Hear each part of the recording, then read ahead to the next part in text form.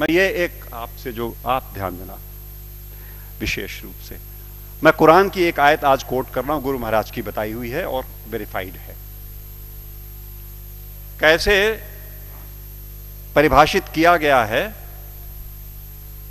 खुदा को और कैसे परिभाषित किया गया है परमात्मा को। How similarly in Veda and in Quran परिभाषित करे अल्लाह ताला की, परमात्मा की, परवरदिगार की, खुदा की परिभाषा हुवल अव्वल हुवल आखिर हुवल जाहिर हुवल बातिन व हुवा वकुल्ल शैइन अलीम। हुवल अव्वल, he is the first, there is nothing before him. हुवल अव्वल, हुवल आखिर, उसके बाद कुछ नहीं होगा। वो परवरदिगार वो है जिसके आगे कुछ नहीं होगा, उसके आगे कुछ है नहीं। हुवल जाहिर, जितना दिखता है वो सब वही है। हुवल बातिन, जो नहीं जो हमें दिखता है वही थोड़ी है। चंद्रमा का पिछला हिस्सा नहीं दिखता तो क्या है नहीं? तो जो तुम्हें नहीं दिखता लेकिन है वो भी वही है। हुवल जाहिर हुवल बातिन वहुवा वकुल्ल शैइन अलीम, हर बातों को जानने वाला है वो। और क्या कहते हैं वेद, क्या कहते हैं? शिव सहस्त्रनाम में भगवान शंकर के 1000 नाम हैं। अनाद्यंतः व्यक्ता व्यक्तः बहुश्रुतः। अनाद्यंतः, जिसका आदि नहीं, जिसका अंत नहीं। अनाद्यंतः व्यक्ता व्यक्तः, जो व्यक्त है वो सारा वही, जो अव्यक्त है वो वही।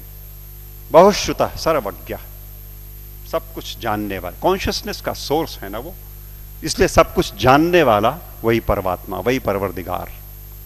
और Bible, I am the alpha and the omega, I am the alpha and the omega, I am the first and the last. किससे लड़ रहे हो और क्यों लड़ रहे हैं?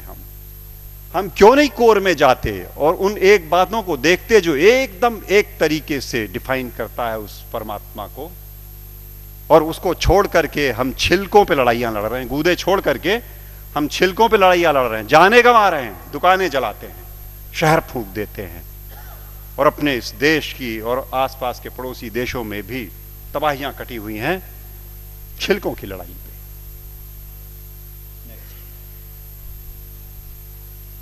सूफी फकीर कहता है अन अल हक, ट्रांसलेटेड इट मींस अहम ब्रह्मास्मि, आई एम द सेम। अन अल हक, ये सूफी फकीर बोलते हैं।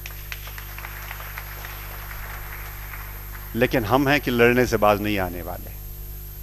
हम हैं वो इसे नहीं सुनेंगे, न मानने को तैयार होंगे। वो वही बात होली बाइबल जब कहती है कि I am the way the truth and the life, no one cometh unto the father but by me. But by me means through the soul, जो हमारे अंदर वो ज्योति का पुंज है, उसी के थ्रू रास्ता अंदर जाएगा। एक बात और, वेद कहते हैं न तस्य प्रतिमा अस्ति यस्य नामा महद्यशः, उसकी परवरदिगार की कोई मूर्ति नहीं बन सकती। वेद कहते हैं निराकार ब्रह्म को जब परिभाषित करते हैं तो कहते हैं न तस्य प्रतिमा अस्ति यस्य नामा महद्यशः। गुरुजी बैठे हुए हैं, कुछ अगर खोट हो तो टोक देंगे। वो जो मूर्ति पूजन गलत नहीं है, अपने हिसाब से उन्होंने कहा वो इनिशियल स्टेजेस में आपके लिए ठीक है, करो आप, भाव आपने वहां प्रतिष्ठा की, आपको परिणाम देगा। लेकिन सच मायने में जो निराकार पर ब्रह्म है उसकी मूर्ति वूर्ति नहीं बननी। तो बातें फिर वही सारी की सारी, जहां एका है वो देखेंगे नहीं, जहां झगड़ा है वहां बैठे हुए हैं, वहां हथियार निकाल लिए हैं। नेक्स्ट, सच बात तो यह है कि आज की दिक्कत यह है कि ये अधर्म जो है ये धर्म के रूप में चला आया है। समस्या ये हो गई, जो नहीं करने लायक बातें हैं उन्हें हम मानते हैं कि ये धार्मिक है। सती प्रथा थी कभी इसी देश में ना, 6 साल की बच्ची का ब्याह कर दिया, उसे शादी पता नहीं, गुड़िया गुड्डी खेलती हुई, और वो बैठी और मिठाई खा करके बीवी बन गई, पत्नी हो गई। और बगल के गांव का लड़का 8 साल का किसी बीमारी में चला गया, अब ये सती हो गई। अब इसे चढ़ा दो किसी ढेर सारे लकड़ी के ढेर पे और लाठियों से पीट के और ढोल ढपाटे मचाते हुए सती कर दो। पागलपन। It was never a prescription of any of the religions that we have. लेकिन वो एक बार धर्म मान लिया लोगों ने तो अपनी बेटियों को जला दिया। दिक्कत तब है जब देश में अधर्म धर्म का लबादा ओढ़ के आता है, लड़ाई लंबी हो जाती है। हम उसे धर्म मानते हैं जो अधर्म है। अभी चल रहा है, मैंने कैंपेन किया जबलपुर में, एंटी क्रैकर कैंपेन। दिवाली पे मर्यादा पुरुषोत्तम भगवान राम के आगमन के नाम पे ये देश विश्वनाथ जी 6,000 करोड़ रुपए का बारूद अपने आसमान में भरता है। 6,000 करोड़ का बारूद उस देश में जहां दिवाली के दिन करोड़ों के हाथ में एक बताशा नहीं और एक दिया नहीं। अधर्म। जुआ खेलते हैं, शराब पीते हैं, दिवाली में लक्ष्मी जी प्रसन्न हो जाएंगी जुआ खेलने से। What a madness is that. लेकिन चल रहा है।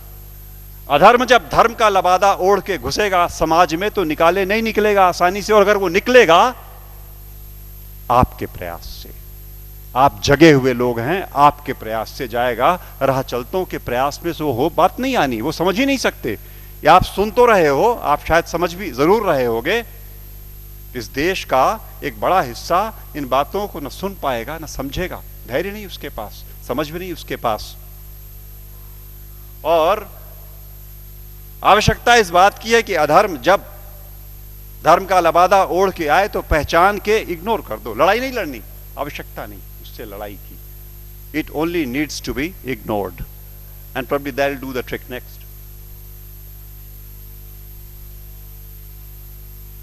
सच बात तो यह है कि हम, जैसा मैं कह रहा था कि हम छिलकों की लड़ाई में लगे हुए हैं, गूदे की ओर ध्यान नहीं दे रहे।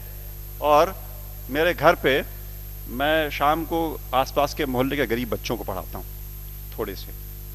उन्हें रोज एक टॉफी एक बच्चे को देता हूँ, उनको इनकरेज करने को कि वो आए। और वो अब जाके थमा है कुछ दिनों पहले, वरना रोज का झगड़ा था। एक टॉफी लाल रैपर में, हरे रैपर में, पर्पल रैपर में। ओ मुझे लाल चाहिए सर, मुझे हरी वाली चाहिए। लड़ने पे आमादा आपस में। और जिसे हरी मिल गई वो उछलता है, अंदर बिल्कुल एक चीज, लेकिन वो रैपरों की लड़ाई में परेशान। हमारा सारा देश आज इस धार्मिक रैपर की लड़ाई में गुथा हुआ।